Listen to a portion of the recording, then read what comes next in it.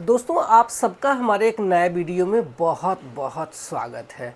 दोस्तों, आज के वीडियो में मैं बात करूंगा जो आजकल यूट्यूब पे बहुत सारे वीडियोस बनाए जा रहे हैं, बहुत सारे न्यूज़ आ रहे हैं कि रेलवे रिक्रूटमेंट में जो भर्ती प्रक्रिया है उसमें एक रिफॉर्म यानी बदलाव की ज़रूरत है। तो इसी पर मैं बात करने वाला हूं कि क्या सच में रेलवे में भर्ती प्रक्रिया में बदलाव करने की ज़रूरत है, क्या रेलवे सो चुका है, क्या रेलवे में जो चीज़ें जितनी फास्ट होनी चाहिए वो नहीं हो रही है। तो क्या इसमें सच में बदलाव की ज़रूरत है या फिर बहुत सारे इसमें इसके पीछे साजिश। और आपको ये मैं क्लियर कर दूं कि मैं भारतीय रेलवे में एक लोको पायलट हूं, यानी कि भारतीय रेलवे का एक हिस्सा हूं, लेकिन फिर भी मैं किसी के पक्ष की बात नहीं करता हूं। मैं स्टूडेंट की भी बात करता हूं और मैं भारतीय रेलवे हो या फिर हिंदुस्तान की कोई भी संस्था हो, वो सारे लोगों की बात करता हूं, क्योंकि मैं हिंदुस्तान का एक सच्चा सिपाही हूं। तो आपको बता दूं कि 2015 के पहले जो वैकेंसी भरी जाती थी वो सेंट्रलाइज नहीं हुआ करती थी। अलग अलग आरआरबी के द्वारा अलग अलग टाइम पे जो परीक्षा है वो लिया जाता था, अलग अलग फॉर्म भरे जाते थे, जिससे कि बच्चा कभी आरआरबी पटना तो कभी आरआरबी चेन्नई तो कभी आरआरबी मुंबई 1500 किलोमीटर की जो जर्नी करता था वो करता था और उसी समय से अपना एग्ज़ाम देता था। लेकिन अब वो चीज़ें नहीं रह गई है। अब जो भी एग्ज़ाम होते हैं सेंट्रलाइज होते हैं, यानी कि जितनी भी वैकेंसी है एक साथ में वैकेंसी दे दी जाती है। यही वजह है कि आप देखेंगे कि सन 2015 से पहले अगर मान लो रेलवे में जेई की वैकेंसी आ रही है तो ज़्यादा से ज़्यादा 100 वैकेंसी निकलती थी। अब यही वैकेंसी आप देखेंगे कि 10,000 के पार कर चुकी है। इसके अलावा जो एग्ज़ाम सेंटर है, तो आप उस समय जाते थे 1500 किलोमीटर, कम से कम जो जर्नी थी उसमें अपना जो है रेंट भाड़ा दे करके ही बच्चे जाते थे। वो जो SC ST कैंडिडेट है उनको आज से नहीं है, सालों की परंपरा रही है इनका जो है फ्री ट्रेवलिंग पास देने का, लेकिन बाकी सारे बच्चे अपने टिकट पे इतनी लंबी यात्रा करते थे। लेकिन अब जो एग्ज़ाम होता है ये आपके सारे एग्ज़ाम के जो चरण है ये आपके अपनी सिटी में होते हैं। मोस्टली आपको 400-500 के अंदर में ही आपको एग्ज़ाम देखने को मिलेगा। तो बहुत बड़ा बदलाव है। इसके अलावा जो आपका एग्ज़ाम लैंग्वेज पहले हुआ करता था तो ये सिर्फ़ और सिर्फ आपका हिंदी और इंग्लिश में हुआ करता था, लेकिन इस पे बहुत सारे आवाज़ उठाए गए कि जब हिंदी और इंग्लिश में होगा तो भारतवर्ष के बहुत सारे राज्य हैं जहाँ पे हिंदी इंग्लिश के अलावा चाहे मराठी हो, चाहे गुजराती, पंजाबी, उड़िया, ये बच्चे जो उस मीडियम में पढ़ते हैं क्या उनको रेलवे में आने का कोई मतलब मौका नहीं मिलना चाहिए। तो इसी वजह से आप देखेंगे कि ये हिंदी इंग्लिश के साथ में टोटल 15 भारतीय भाषाओं में इसका एग्ज़ाम होता है, ताकि सारे स्टेट के बच्चे इस रेलवे में ज्वाइन हो सके।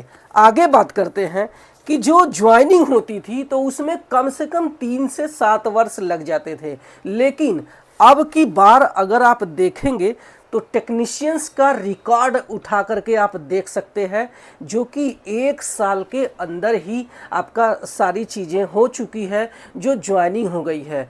2024 का जब हम नोटिफिकेशन उठाते हैं जिसमें कैलेंडर वाइज वैकेंसी रेलवे ने देना स्टार्ट कर दिया है, जिसमें आप देखेंगे कि ALP का ज्वाइनिंग हो चुका है। इसके अलावा टेक्नीशियंस की भी ज्वाइनिंग हो चुकी है।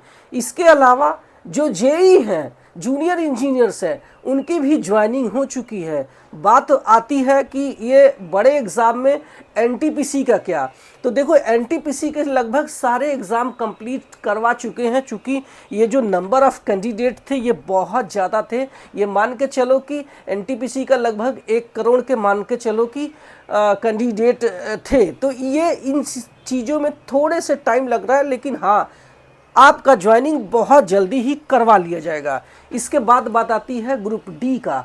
तो ग्रुप डी का रेलवे की वजह से ये डिले नहीं हुआ है। और आपको बता दूं कि ग्रुप डी का जो कोर्ट केस, ये आपस में जो स्टूडेंट है, कभी आईटीआई वाले ये मुद्दा डाल देते हैं कोर्ट में, तो कभी रेलवे से अप्रेंटिस करने वाला छात्र अपना जो है मुद्दा डाल देता है कि इस तरीके से भर्ती नहीं होना चाहिए, उनका लॉस है। तो ये आपस में ही अगर कोर्ट केस कर दे रहे हैं तो रेलवे का इसमें क्या गलती है। तो वो भी एग्ज़ाम हो चुका है, इसकी आंसर की आ गई है, बहुत जल्दी हो सकता है रिजल्ट हमें ग्रुप डी का भी देखने को मिल सकता है।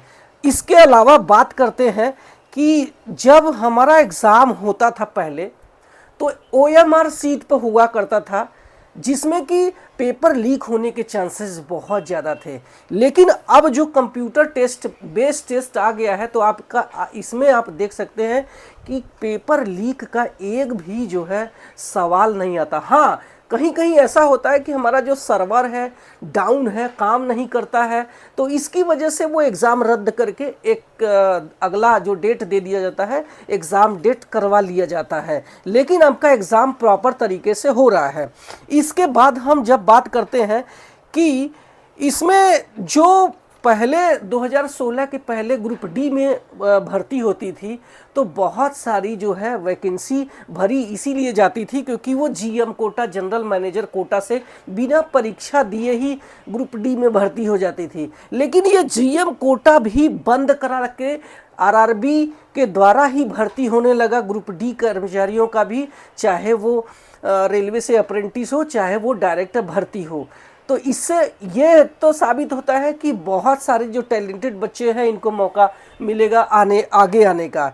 इसके अलावा बहुत सारे चैनल पे मैंने देखा कि रेलवे को करोड़ों की कमाई हो गई, हजारों करोड़ की कमाई हो गई। आप ये बताओ कि ये जो फीस था पहले 2015 के पहले जो फीस हुआ करता था, तो उसमें फीस रिफंड नहीं होता था। लेकिन अब जो है फीस रिफंड का भी ऑप्शंस आपके पास आ गया है। जो बच्चे जेन्युइन हैं, जिन्होंने एग्ज़ाम दिया है, उनका जो है फीस लगभग वापस किया जा रहा है। और यकीन मानो कुछ टैक्स काट के रेलवे आपके अकाउंट में आपका जो फीस है वो वापस करने वाली है। उन बच्चों को रेलवे वापस नहीं करेगी कि जिन्होंने फॉर्म भर दिया और उसके बाद एग्ज़ाम देने नहीं गए। तो वो रेलवे की क्या गलती है भाई? रेलवे अपने एग्ज़ाम के जो है आपका जो इन्विजिलेटर है, जो एग्ज़ाम सेंटर है, जो कंप्यूटर का खर्चा है, उसके लिए आपसे फ़ीस तो वसूलने ही वाली है। अब जो लोग नहीं गए एग्ज़ाम देने, उनका फीस वापस क्यों किया जाएगा? ये सबसे बड़ा सवाल है। और बहुत सारे लोग सिर्फ फॉर्म भर देते हैं, उसके लिए एग्ज़ाम देने नहीं जाते हैं, ना ही कोई तैयारी करते हैं। इसके अलावा वैकेंसी का पहले कुछ पता ही नहीं हुआ करता था कि कब वैकेंसी आएगी, कब इसकी जो है एग्ज़ाम प्रोसेस होगा। लेकिन आपको बता दूं कि रेलवे ने, अब बात करते हैं कि ये जो टीचर्स हैं वो क्यों इस मुद्दे को उठा रहे हैं। क्या रियल मुद्दा है या फिर कहीं ऐसा तो नहीं कि उसमें इनको कोर्स बेचना है, बच्चों की सिंपैथी यानी इमोशनल गेम खेलना है, जैसे हमारे पॉलिटिकल पार्टी के लीडर करते हैं कि आपस में इस बात से भड़का दो कि तुम हिंदू हो, तुम मुस्लिम हो, तुम इस कास्ट के हो, तुम इस भाषा के हो, तुम इस प्रांत के हो, जिससे कि बहुत ही आसानी से वो हमारे जो है बातों में आकर के और जो है मान ले कि नहीं सामने वाला सही कह रहा है, जबकि इसमें बिल्कुल ही कहीं सच्चाई नहीं रहता, सिर्फ और सिर्फ आपस में लड़ाई होता है। जैसे कि एक पार्टी हमारी बोलती है कि हिंदू खतरे में है ताकि उसको हिंदुओं का सिंपैथी मिल जाए, हिंदुओं का वोट मिल जाए। इसी तरीके से जो बच्चे हैं, स्टूडेंट हैं, उनको इस तरीके से भड़काया जाए ताकि वो ज़्यादा से ज़्यादा हमसे जुड़े और हमारा जो है कोर्स सेल हो।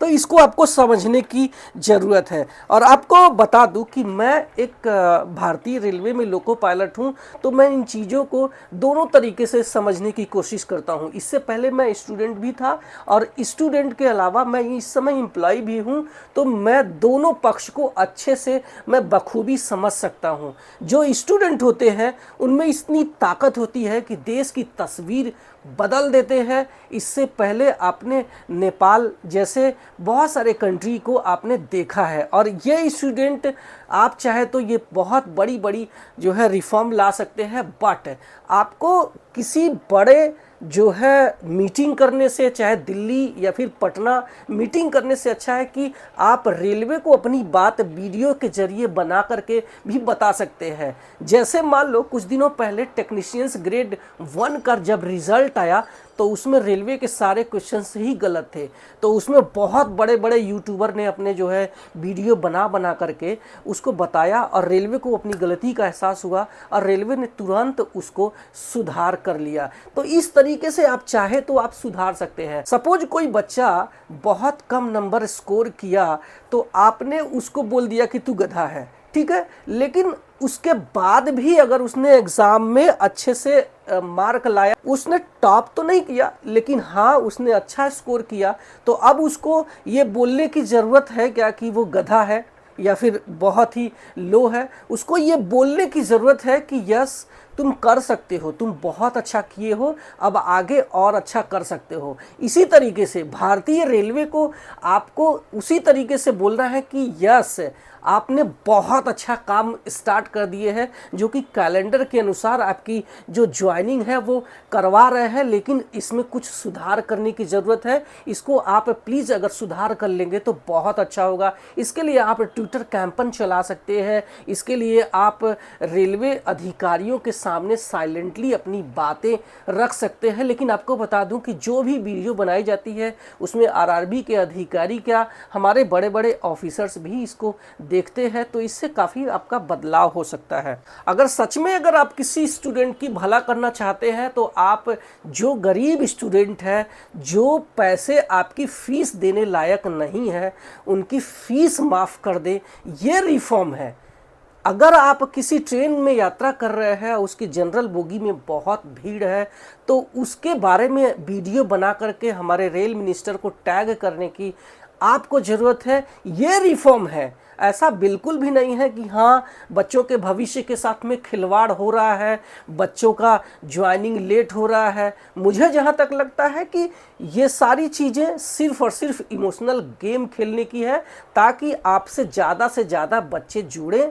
जहाँ पे आप अपनी वीडियो में ये दिखाते हैं कि ये जो चैनल है बिल्कुल ही फ्री है, जहाँ पे कोई भी पैसा नहीं लिया जाएगा, और वहाँ पे कुछ सवाल फ्री कर देते हैं और फिर उसके बाद कोर्स लॉन्च कर देते हैं, जिसमें कि जो गरीब बच्चे हैं वो जुड़ नहीं पाते हैं और जो पैसे वाले हैं वो जुड़ करके अपना जो है तैयारी करते हैं। तो आप इस टॉपिक पर क्या सोचते हैं, अपनी कमेंट में जो राय है ज़रूर देना। Thank you so much.